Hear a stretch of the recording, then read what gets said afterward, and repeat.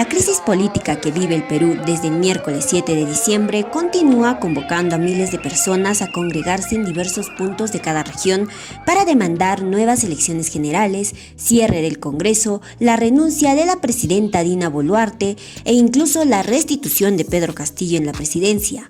En ese sentido, dialogamos con el abogado John Torres para que nos aclare la viabilidad de los pedidos de la población.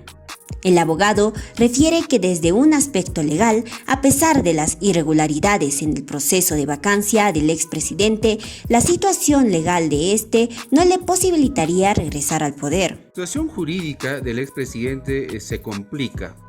En el caso que se está tramitando en este proceso en concreto, se le está investigando por el mensaje, por el tema del intento de golpe que pretendía dar al disolver el Congreso. Eso es un proceso que seguramente va a tener que, tener un trámite más rápido, ¿no? Porque para la Fiscalía, el presidente Castillo supuestamente ha cometido una situación de flagrancia. Por otro lado, de hecho, el Perú también sabe de que al presidente Castillo se le viene investigando por ser líder de una organización criminal al haber, planificado o cometido diversos delitos, ya en este caso de corrupción. Entre ellos tenemos cohecho, colusión desleal, criminalidad organizada, etcétera, etcétera. Seguramente en las siguientes semanas, la Fiscalía que está a cargo de estas investigaciones, ¿no es cierto?, va a requerir el levantamiento de la inmunidad del presidente de la República para los delitos que acabo de mencionar. Y una vez que se levante su inmunidad, de hecho que la Fiscalía va a pedir también en esos procesos, ¿no?, en un requerimiento de prisión preventiva. Sobre el adelanto de elecciones, refirió que para acortar este mandato de 5 años se debe modificar o agregar a la Constitución una disposición final complementaria transitoria mediante 2 legislaturas ordinarias. No obstante, recalcó que está en manos de los legisladores adelantar lo antes posible las elecciones. De modo que se tienen que hacer en 2 legislaturas ordinarias. Esta legislatura está concluyendo, tendría que ampliarse la legislatura ahora que concluye el 15 de diciembre a efectos de viabilizar el adelanto de elecciones. Y en marzo, que regresan a una primera legislatura del año 2023, hacer una segunda votación con más de 87 votos y estaría modificado. Desde el mes de marzo, de acuerdo a la ley de elecciones, se señala de que se debe convocar en un plazo de 270 días, en este caso 9 meses. Y obviamente de marzo a diciembre resultaría un promedio de 9 veces, y eso es lo que ha sacado Dina Boluarte en este momento.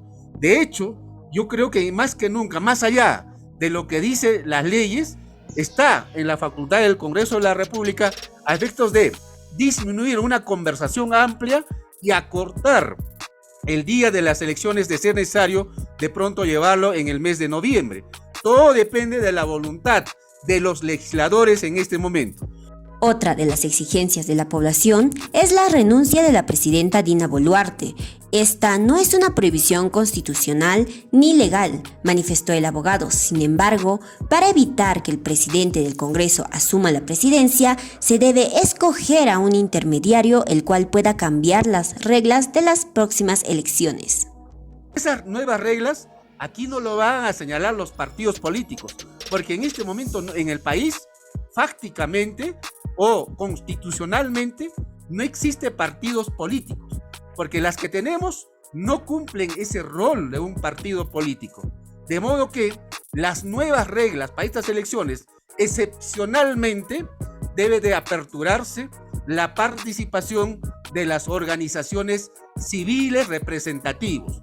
Estos que participen directamente, ¿no?, con su candidatura. ¿Podría realizarse esto? Por supuesto que sí. Todo depende de la voluntad, obviamente, canalizarlo a nivel del Congreso de la República por estas elecciones.